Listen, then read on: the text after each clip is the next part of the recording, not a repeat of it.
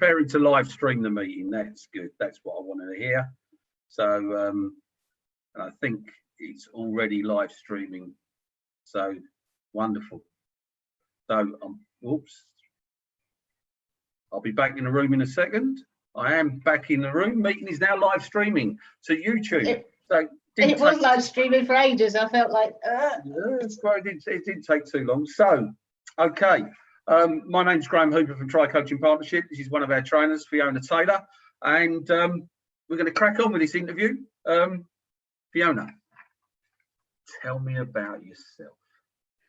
I'm going to start at the beginning. Okay. Born in Welwyn Garden City in Hertfordshire. My first career, once I left school, was nursing. Okay. I did a qualification. That was a long time ago. I know. Qualification in nursing for people with learning difficulties. Unfortunately, just right at the end of that, I became ill.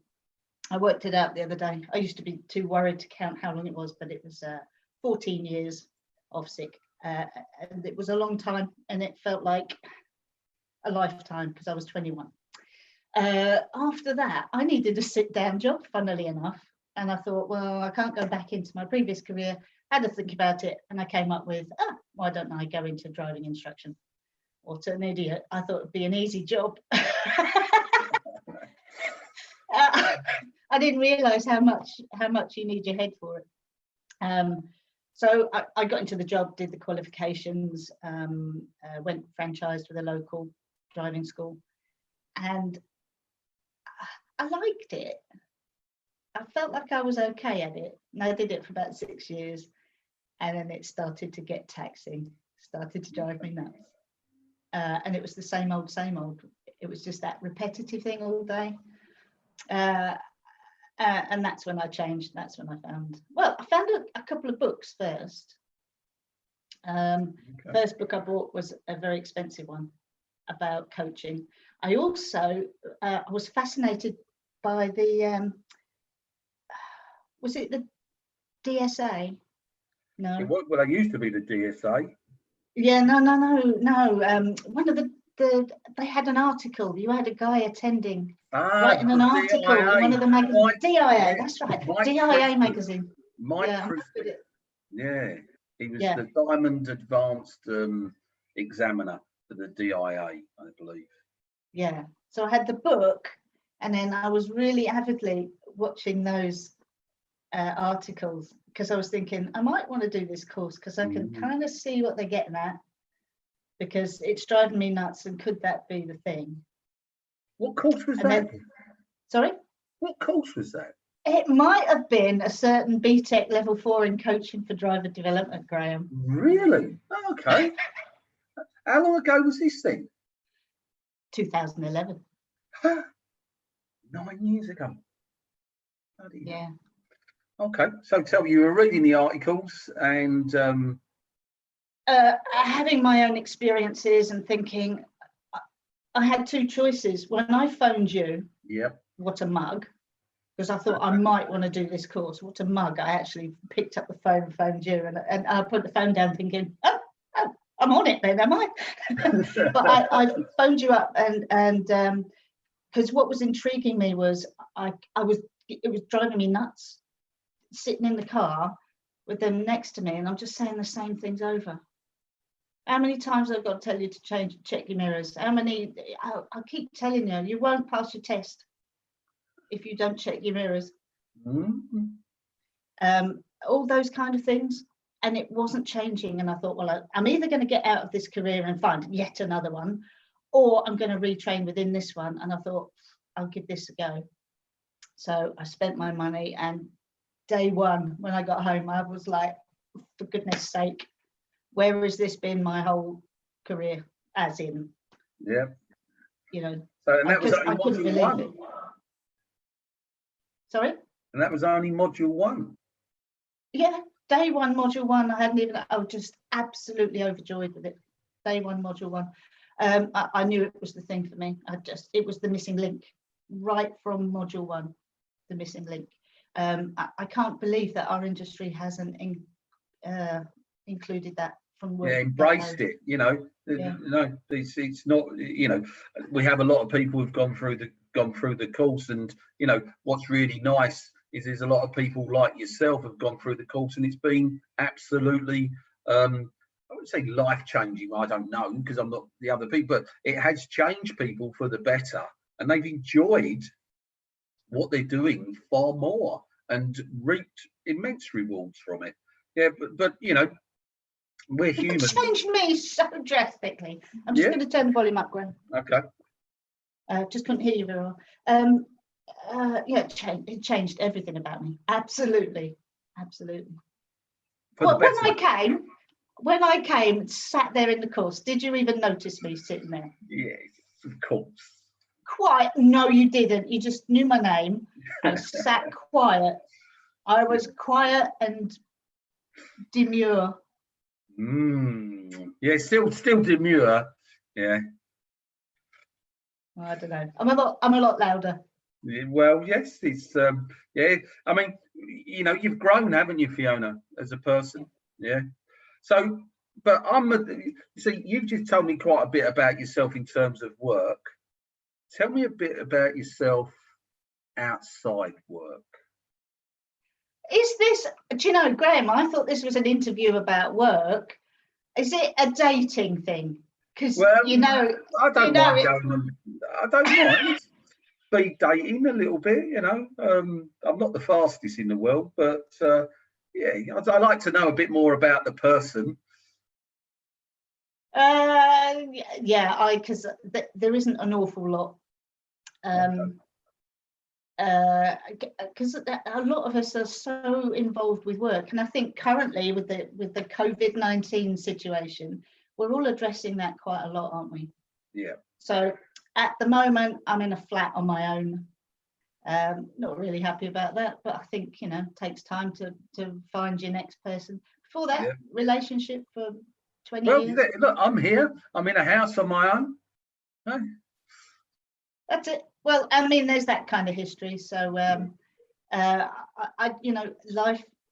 life is interesting. I certainly have people in my life that are very important to me. Cool. And so, do you have any? If I took you outside work, what would you like to do? Yeah, you do anything. What would you like to do? Oh, COVID's lifted. What do you like to do? I like the wind turbines and the when it's almost like jumping out of a plane. I really fancy doing that. I can't afford it. Have you done it? No. I've jumped out of a plane, but I haven't. What's this with a wind? Tell me a bit more. You want to go? So it's a wind turbine. So imagine the biggest fan you can think of. Yeah. And you get in it with someone that helps you out, and it's literally. I'll send you a video.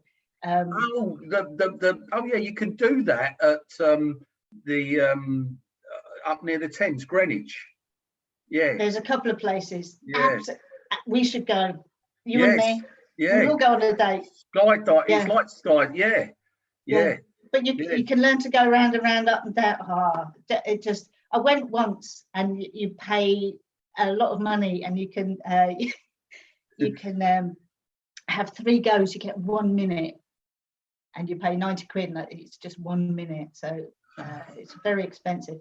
I was fascinated when I came back. Every day for 3 weeks, I woke up thinking I moved that foot too much, and I was obsessed with it. And I said to the guy on the way out, "This has gripped me. You have no idea." He said, "Yeah, a wife and 2 marriages later, 2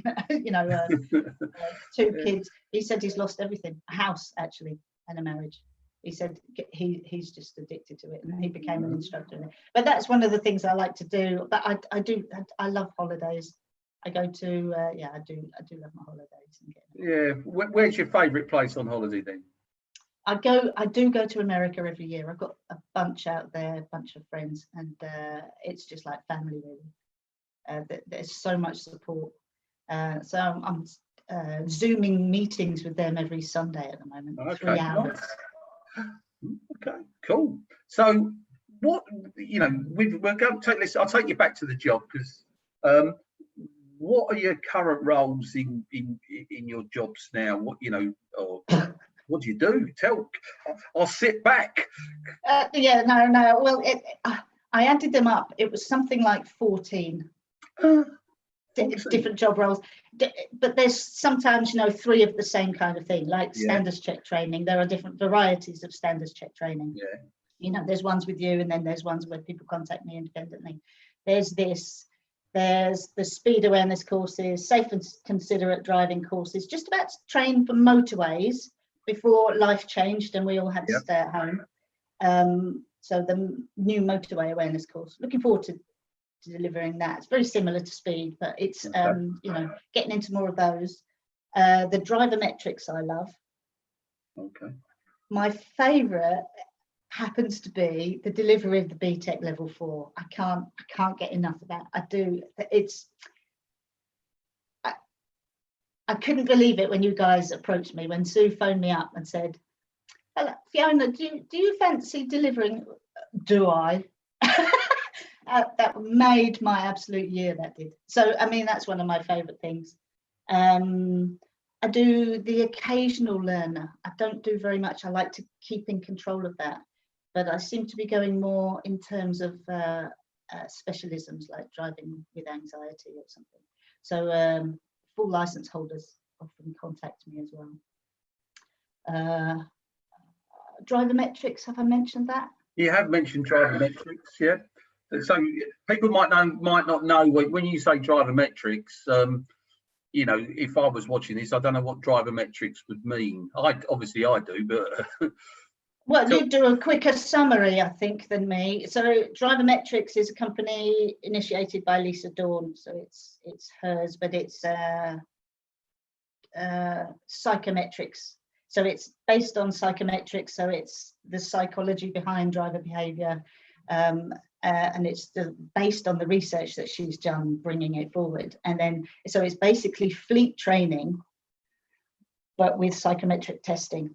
Yeah, initiating it. Was that a good enough summary? Yeah, that's good. We do the on-road coaching. Yeah. Yes. Yeah. I love doing that because it gave me such an insight into behavioural change techniques. So that was kind of the first, and then after that, when I started delivering speed awareness courses, then you really start getting into behavioural change and the processes involved with it. Then I did a RSGB course about behavioural change models, 90 whatever models that you can go through. Yeah. Can you remember the 90 models? No, don't tell me now. Sorry. I was informed that I don't need to know them all. Okay. Reliably informed. But those kind of things have started to fascinate me more and more. And then, of course, with delivering the BTEC Level 4, you have to understand the content so much more to deliver it. We can understand something like the goals for driver education as the bigger picture, la. But when you actually have to deliver it, you have to understand it in that deeper kind of way. So I'm finding that absolutely fascinating. So, you know, one of your questions, I'm sure, well, what thrills you? And it's those things, how the behavioural change models affect the theory of planned behaviour, how the GDE gets involved with that, how all of those things I just mentioned are part of a National Driver Offender Retraining Scheme programme. So they're all based around the same thing. And how we can make a difference, we as driver trainers, we as driving instructors, from the get-go, from lesson 1, how we could start to make a difference to driver behaviour long term. Okay, so interesting there, because I was just thinking there that you know, you're obviously heavily involved with indoors. What got you in the door? What happened to get you in the door to indoors? Well, I had a chat with a Mr. Graham Hooper because I'd done the course and we were chatting at the time you were delivering in Essex. So, yeah. And you just said, look, they're interviewing or going through procurement. And you said, I think you should go for it. I think you might have said it a bit more forcefully than that. Yeah, well, I probably had to kick your ass. But I think so. Yes, but hey, you did it, didn't you? Yeah. What was yes. And I know that I know the answer to this, but one of the things that helped you get in the door was your passion for coaching. Passion for coaching, absolutely. It's what's changed everything for me. It was since then that my career had changed. There is no way I would have got in if I was going into that role as an instructor-led trainer. Absolutely no way. And I know there were only two of us. There were only two of us that got in on that first procurement. Did you know that? They had to do it again. Okay. All right. No, I didn't know that. I know this is a plug for the BTEC Level 4. I know the BTEC Level 4 in coaching for driver development helped get you that job with Endors. And it just shows you how CPD just helps raise, you know, if you look back to 2009, now we're in 2020. When you're in 2009, could you see where you are today? No way. Absolutely no way. No way. What I'm doing later on today, a Zoom webinar.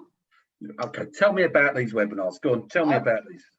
The webinars. Yeah, I still cannot believe that I am actually standing in front of loads of people, having organised, initiated and done that. And this is the thing, that I don't know where this person came from. I'm quite pleased to meet her, to be honest.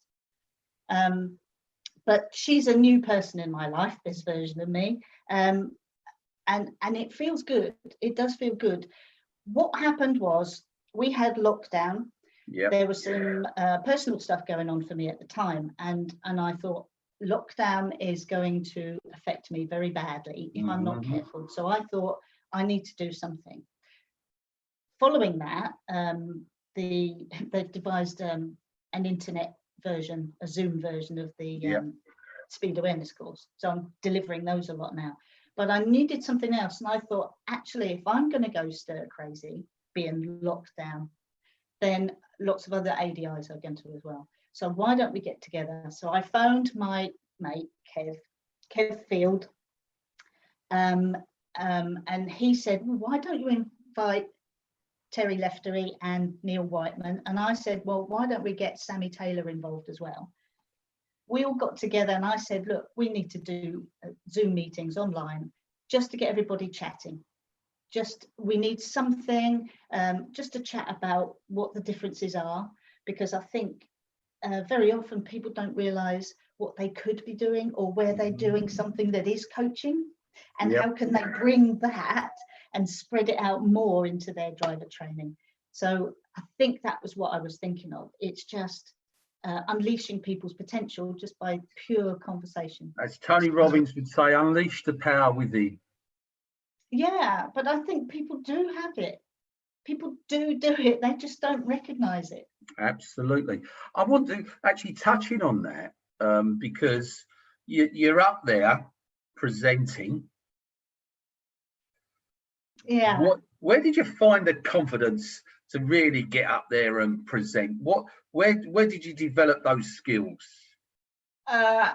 I think in a way the Endors courses started my process, but then it's delivering someone else's course. And even when I deliver the BTEC Level 4, I'm delivering someone else's content, which isn't me and myself. So having the backing literally of a whole organisation like Endors and Safer Essex Roads Partnership, having them behind me, it gives you a good footing. Without that, the Zoom would have been very difficult for me. But funnily enough, what did make a huge difference was my presentation skills course. And I can't help it, just sounds like such a big plug for Try Coaching. There you go. And it is, but it's honestly true. When I went on the course twice. The first time I went on it was because I wanted to do the course because I know there's value in everything that Try Coaching do for me. The first time I went on it, I didn't do the assignment, and that irked me. I ran out of time, literally. So I went on the course a second time round, but that time I had a focus. I knew what I wanted from it. I wanted that. I wanted to get a distinction on my assignment. I went for the course and I did it specifically about these. And I wouldn't have, a couple of years ago, I wouldn't have put that up as a backdrop. This is about selling me. This is my product. And I find that difficult, just in case people say, I don't want that, because it feels like a rejection. Presentation skills course just helped me. And it means I don't focus so much internally on what people think of me. Yeah. So when I stand there and I'm doing the webinar thing, it's not about me. It doesn't really matter what people think about me. It's about the conversations. Yep. And that's what the presentation skill course gave me. It was just the show up, and I can just stand there. Stand up, show up. That's it. So the course, it isn't about how to stand with a clicker and a pointer and a PowerPoint. And, yeah, exactly. It isn't about that. It's about you being able to think straight and develop and, well, what's going on inside me internally. Absolutely. And I think the great thing, I mean, I've never liked the name presentation skills course because I don't think it tells the true story, because it is about being able to present yourself, whether you're going into a room full of strangers, whether you're meeting a client for the first time, whether you're presenting in front of an audience, whether you're going down the pub for a social gathering. It's not just a presentation skills course. No. You know, it's a confidence building course, really. Absolutely. And that's what it does, you know. And I needed that. I do need that. But it really did, and it's even just getting in the car, literally just getting in the car with somebody. So I'm a big fan of that. I'm a big fan of that. So talking about confidence building, and I know these things help me, so I'm sure they probably help you as well build your confidence. You had a testimonial recently. Tell me a bit about that. That was, that's the second one of two. Okay. I've got to be very careful. I'm doing I've got to be very careful with what I say, because people approached me in confidence, and I did check that I could publish the testimonials with both people and talk about the subject. But two different trusts, healthcare trusts, let's say it that way. Yeah. Emergency services trainers contacted me, and they said, look, Fiona, with the articles that you've written and where you are, and that, because obviously these people have been watching my Facebook posts. Yep. Probably some of the emails that have gone out, but they've been reading the articles, and they recognize that I have got, I don't want to brag, but I do have skills with how you can get behavioral change to happen within a training vehicle. Mm-hmm. So the first person and the second person contacted me, how can you help us, because we need to develop something a bit more. So one of those people has to deal with the emergency services drivers that crash. So they know what they're supposed to be doing. They know their behavior. They can pull it out the bag for any test or retraining that they need to do. But there's something between what they know they should be doing and what they actually do. Mm-hmm. And it's what's in the gap. What's in the gap? It's that behavioral intentional gap. So that was what happened. And I've done training, sort of training where we were talking. It was fascinating, and it's one of those things where somebody invites you to do something and you think, oh, I don't know what I'm doing, and you go anyway. Yeah. And you do the show up, and you just stand there and you talk about what you think you don't know. You leave and you think, actually, what have I just done? But it's making a difference, and we have to be careful, because it's one of those things. It's like our profession where we're stuck, and then it's very difficult to initiate change, because people think, oh, well, you're telling me I'm doing it wrong then. Yeah. So you've got those kind of barriers all the time. And I think it's the same as our industry. We need to change how we have those conversations or those training practices, because they're adults and none of us like being told what to do. That's why none of us like being told what to do about our standards check. You have someone sitting in the car judging you, and we get really cross about it. So would this be, and I don't know whether I'm right, would this be taking us down the lines of what you're most passionate about then? Hey, Graham, I'm sorry. You've unleashed me. Yes, it is. It is. That is why, because I've done all the trainings. So every time you say, well, come on, sell our ticket product, driving instructor training, why don't you be driving instructor trainer? We think you'd be good at it. Well, I can do anything if I want to do it. I'm more passionate about us in our career that are already doing it, because I think we can make a difference. Yeah. You guys, the other hundreds of trainers that are, my passion is with those of us that are already in it. How can we get even better? Cool. We're already That's brilliant. Absolutely. I suppose I'm going to just take you away a little bit from work. And I want you to think, this is challenging, and be kind to yourself. What 3 character traits would your friends use to describe you? Ooh, I'm going to use the phrase. They would probably describe me as being emotionally intelligent. I think I'm quite good at that. I do help people, friends and family, really think about what's making them tick in any given moment. So yeah, the emotional intelligence things. I think they all know I have an integrity, and I'm proud of that, and it's a natural thing. The other one has got to be my wicked jokes, though, surely. No? My sense of humour? Yes. No? I'm not going to argue, because I've managed to enjoy your sense of humour on numerous occasions. So it's cool, absolutely cool. I want to take you again outside of work. Fiona, what's your greatest achievement outside of work?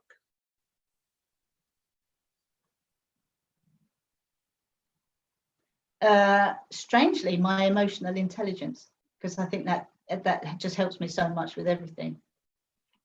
Even in a shop, when I go in and you look at somebody behind the desk and they're having a horrible day, and you interact with them knowing and saying, you look like you're having a really horrible day, and you get so much more. Same with on the phone, you get so much more out of people.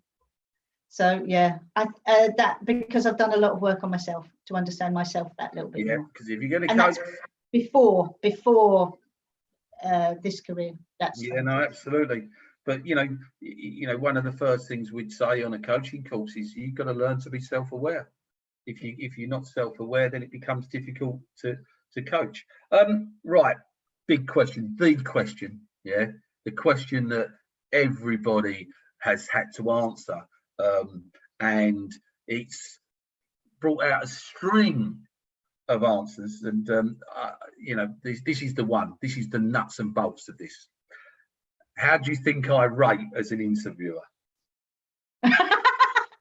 As good as that, then. Okay.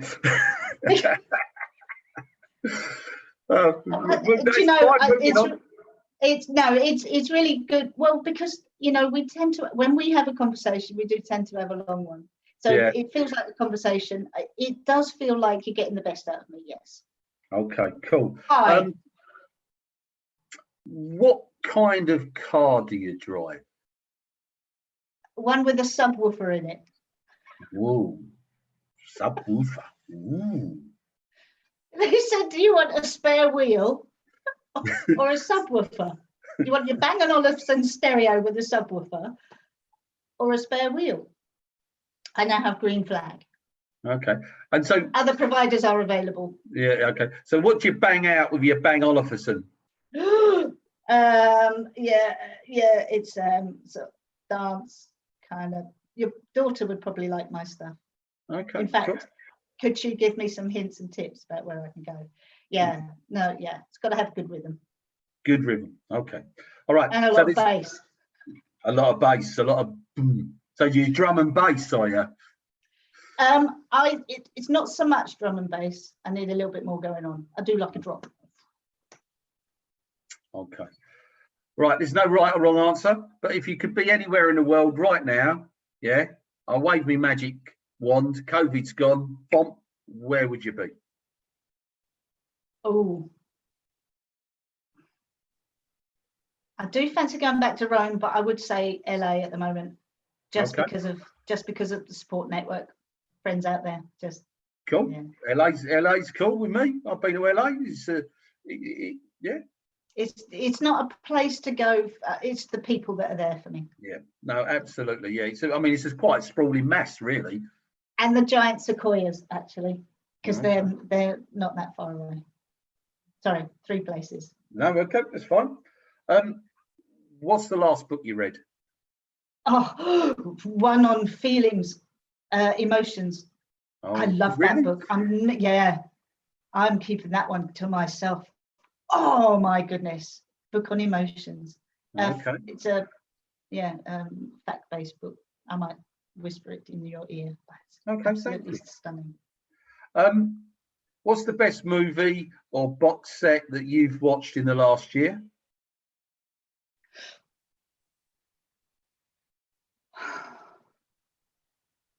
In the last year, it's been Grey's Anatomy that I've been watching a lot. Cool. But I think that's to zone out and switch off. Yeah. Okay, that's fine. What would you do if you won a lottery? Not just a tenner, you won the lottery. Yeah. Do you know, the strange thing is, I know it's never going to happen. Okay. So I try not to imagine that big. I would like to have a few properties and give somewhere for family members to live, friends and family members, you know, people who struggle a little bit. Yeah. So I think it would be properties that I could, and then they look after themselves in a way. If you get some, rent them out. Cool. That's cool. Have you got any heroes or heroines?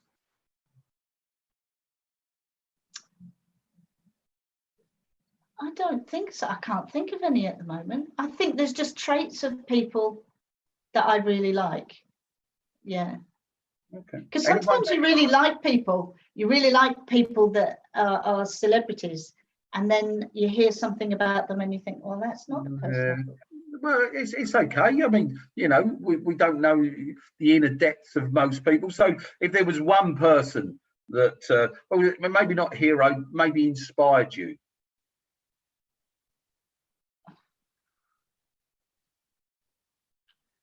Yeah. See, I needed a bit more planning for this. It seems really permanent to answer.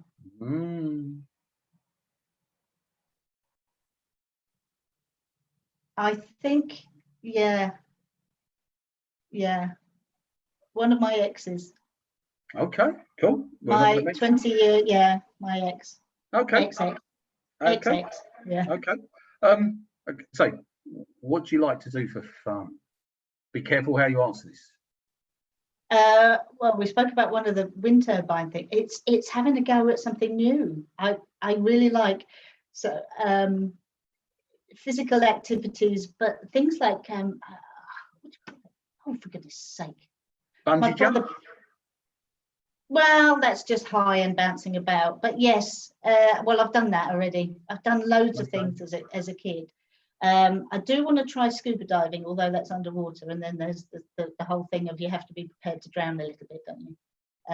To prepare yourself for that. So get the bath, have a go. Yeah. Segway. I love to segway. Okay.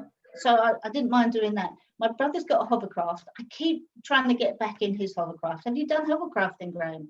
I can't remember. I've been on a hovercraft more than once. I think I've been on those little mini ones when I was younger. You know, it's levered. Went around a grass track.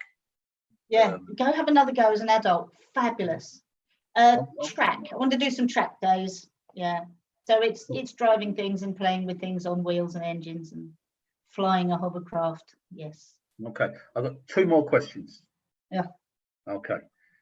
If you were an animal, which one would you want to be? Dolphin.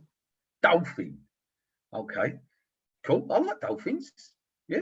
It's good shout. They're intelligent. They play. Yeah, and they always look like and they're social. Yeah. They're intelligent. They play, and they're social. Okay. So if you had one superhero power, if you could choose one superhero power, what would it be and why? Graham, I need more time for these kind of questions. Superhero power. Giving people one wish. Okay. And why? Well, with my emotional intelligence, I can hold them back and make sure they choose wisely and they get their one wish.